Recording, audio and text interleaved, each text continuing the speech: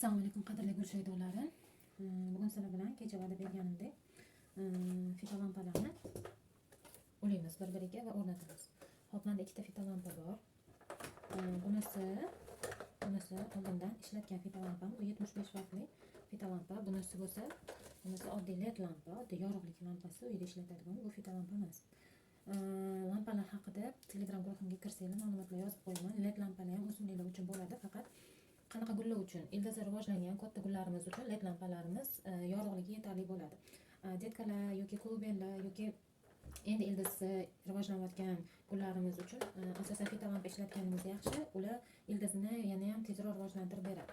LED lampalar bo'lsa, katta o'simliklarni poyasini baquvvat va barglarini yirik bo'lishini ta'minlaydi. LED lampalarni ham qanaqasini olish kerak? Vatti ko'prog'ini va 6500 kelvin deb yozilgan lampalardan olish kerak. Mana bunda hozir 60 vatt 6500 kelvin yozilgan. Mana shunaqa lampa olib, hozir oddiy lampa bilan fitolampani bir-biriga ulaymiz. Shunda ham fitolampa ham ildizlarni rivojlantirib beradi. Oddiy lampamiz bo'lsa, poya bilan barglarni mustahkam bo'lishini ta'minlaydi. Menda oldindan fitolampa bor edi. Shu fitolampaga hozir oddiy lampani ulayman. Bu fitolampani men Wildberries'dan zakaz qilganman. Shu ko'rinishda kelgan va men bu qora simini o'zim ulaganman. Endi shu qora simga hozir mana bu oddiy lampamizni simini ulab, ikkita lampani bir-biriga ulab turib, bitta vilka orqali yoqiladigan qilamiz. Hop, uning uchun mana shu ulagan qora simini kesib olib, narigi lampamizga ulashimiz kerak. Kesish ham qiyin bo'lib ketdi. Ana kesib oldik. Endi buni simini ochamiz. O'zimizga kerakli miqdorda, ya'ni o'sha burab ulaganimizda mustahkam bo'ladigan darajada ochib olamiz.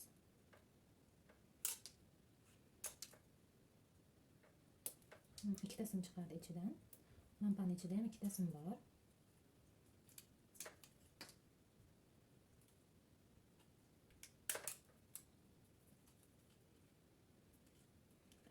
Ozgina kattaroq ochadigan bo'lsak, o'zimizga qulayroq bo'ladi. Izolenta bilan o'raganimizda nima deydi, kalta ochilgan simlarni orasidan izolentani o'tkazib ulash ozgina qiyinchilik tug'diradi. Hop, endi yana mana ichidan ikkita sim chiqdi. Shuni ustidagi g'ilofini ham, rezinasini ham ochamiz.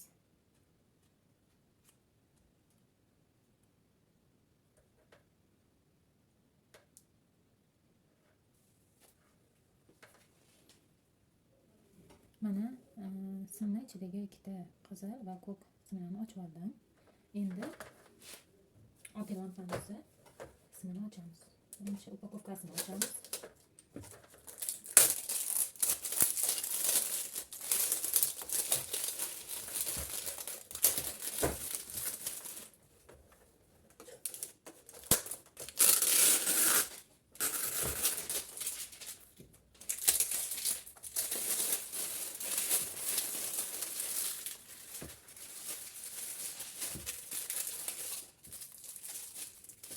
Bunaqa stilajga qotiradigan shuruplar ham chiqadi.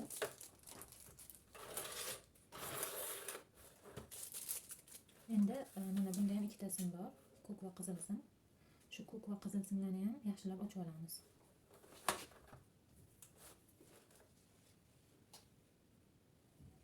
Mana lampaning ikkita simini ham ochib oldim. Bu lampamizning simini ham ochgan edim. Endi ko'k simga ulaymiz. Qizil simlarni chetga ajratib turamiz deb, ko'k simni ko'kka ulaymiz. Menda kabel ozgina qalinroq kabel bo'lgani uchun, kabel simi ozgina qattiqroq, lampani simi ingichkaroq bo'lgani uchun yumshoqroq lampani simi. Uni ahamiyati yo'q. Ikkita bir xil sim bir-biriga ulanib, asosiysi yopganimizda bir-biriga tegib qolmasa bo'ldi. Tegib qolsa qisqa tutashuv bo'ladi. Mana ikkita lampani simini bir-biriga ulab oldim. Ikkita lampa bir-biriga ulandi. Endi bu ikkita lampani mana bunaqa vilkali tokka tiqish uchun vilkali simga ulash kerak. vilkali simni ham uchini ochdim. Bu yerda ham qizil bilan ko'k simlar bor. Uchini ochib turib, yana boyagidek ko'k simga ikkita ulangan ko'k simga ko'k simni ulaymiz. Ikkita ulangan qizil simga qizil simni ulaymiz. Mana vilka simlarini ham ulab oldim. Hozir bu yerda 3 ta sim. Bitta oddiy lampaniki, bitta fita lampaniki va vilkani simi ulandi. Endi bularni alohida qilib izolenta qilib olamiz.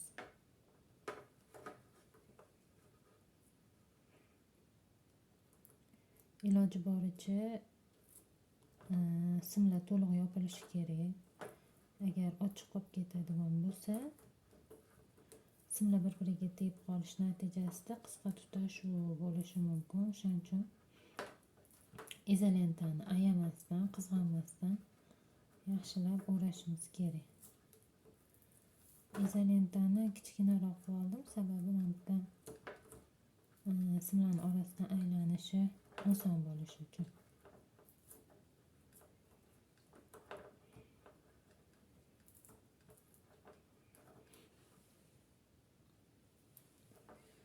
Mana ikkitasini chiroyli qilib o'rab oldim. Endi bu yana ham xavfsizroq bo'lishi uchun ustidan ham birlashtirib o'rab olamiz.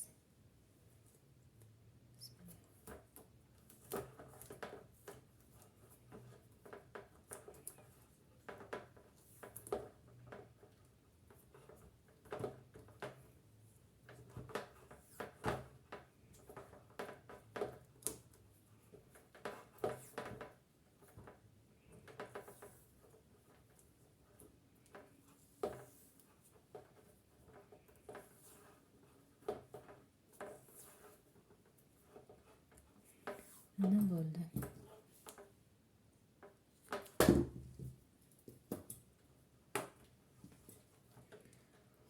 Ikkita lampamiz bir-biriga ulandi, tayyor bo'ldi. Endi Bismillahirrohmanirrohim deb yoqib ko'ramiz.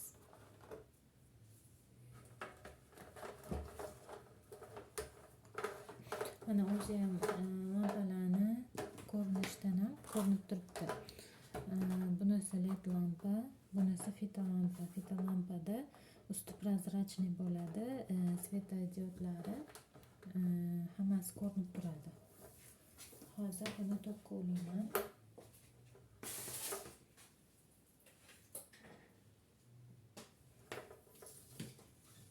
Bismillahirrohmanirrohim.